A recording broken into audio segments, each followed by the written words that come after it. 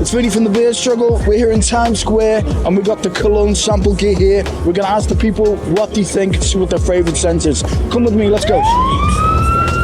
So we got 1, 2, 3, 4, 5, 6 different kind of scents. This one is called Viking Storm. It's actually really nice. Yeah, it's very nice. I like that one. You like that, yeah? Yeah, that's actually a nice smell. That one's called Alfheim Forest. Oh, yeah, it is It's nice. quite fresh, isn't it? Yeah. Yeah? Got that like pine. Like a forest. Yeah. That's nice. It's called Asgardian Secret. Yeah, that's nice. It's nice. This one is called Valhalla's Gate. I like this one. You like that one, yeah? I like that one too. If you had to score it out of 10, 9. 9? Yeah. It's a good score. This is Vanir's Wisdom. I like it. This one's called Aesir's Triumph. Yeah. Yeah, that's nice. Musky, Yeah, masculine. Yeah, that's nice. I like that. You like that one, yeah.